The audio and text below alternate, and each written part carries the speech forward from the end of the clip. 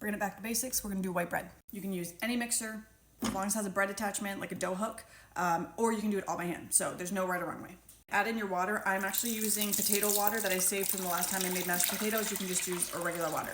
Add in your oil, then your sugar. It doesn't make it sweet, it just gives food for the yeast to be able to eat up and make it nice and active. We're gonna add in our yeast. Because this is instant yeast, you don't have to actually bloom it or anything. We're going to add our flour straight into this. We are adding in about 1/3 of our flour, so that way we can mix this all together, get it smooth, and then we'll add in the rest. That's about 1/3, and we're going to mix this together. You can see it just makes it into kind of a slurry, and we're just going to add in the rest of our flour. This is the last of my flour. We're gonna close this up, mix it together, and then let it come together. You can see it's not totally together because I almost forgot to put in salt. So you can see it's all right if you do that. Just pop it in, and then let it mix the rest of the way. There we go.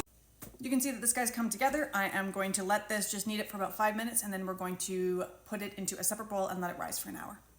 All right, that's been 5 minutes.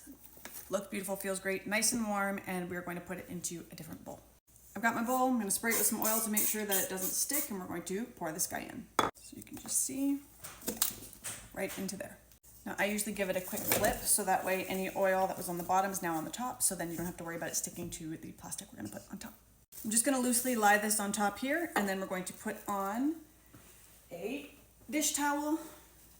We're going to let that rise for an hour. It has been the hour. We're going to save this because we're going to use it again later, so you know you're not as wasteful as you think when it comes to that, but looking beautiful. We are going to take this out and separate it into our loaves. And also, I did enough for four loaves. I'm going to actually end up doing 2, maybe 3 loaves, and then a bunch of buns, because frankly, you can make buns out of it too. You're gonna wanna oil your counter. This guy, I use it all the time, and then you can just dump this.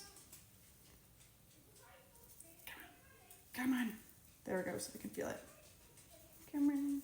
Woo, there we go. Pretty good. Pull it in on itself. Got a golden hour on me. There we go. So yeah, let's separate this into, I'm going to separate it into 4 so that you can see the sizes it's going to be, and then we'll put 2 of them into buns.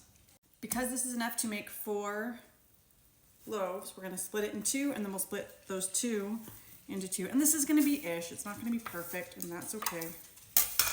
You can see, if you want to make it into a perfect little thing, around and in, think like a candy cane, up and in. And that gives you a really nice ball, okay? So if you want to see that again, here, you go around and in, like a candy cane, and tuck, like that. So we're gonna cut each of these into 2 as well, just to make it nice and easy. And you can see, so this is going to be enough dough for 1 loaf each. To make a loaf, you can really just kind of like flatten it out, and then you can just roll it nice and tight like this and tuck the edges. And it's not perfect, but it'll be like this. Then you can go into your bread tin. I have cast iron. You don't have to have cast iron. You can just use a regular cheap old bread tin. You're gonna use your saran that you already have. You're going to cover, I've got my 2 here, with the saran, and then with my dish towel, for 30 minutes until the oven preheats, but 30 minutes to let it proof. I've separated these into about 8.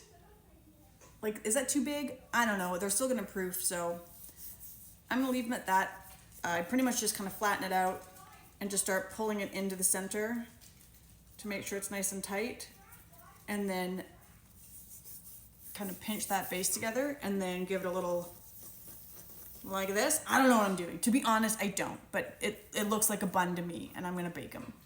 We'll see, it's an experiment. This is after my 30-minute rise. I'm gonna score the top before I put it into the oven because it's gonna split anyway, so I might as well choose where it splits. It's gonna bake it for 35 minutes. Here we go, out of the oven, 35 minutes. You can see the split was good because this one still was good on this side, but still split a little on that side, but that's okay. We'll let them completely cool. We'll cut them open so you can see inside. Apparently I'm not consistent, but that's okay. This is the newest one that came out. This is the oldest. We're gonna cut it because I don't wanna wait anymore. So just remember to let the knife do the cutting for you. And there is a very nice looking loaf. All right, here is your recipe so you can screenshot it. Your first one is going to be for just 2 loaves. You can screenshot that. Your second one is going to be for 4 loaves. And then if you want to go big or go home, this is your recipe for 8 loaves of bread. I know not everyone's going to need it, but at least one of these 3 will hopefully help you. Okay, love you, bye. Oh, and the buns turned out great. They look like this when they were baked. Okay, bye.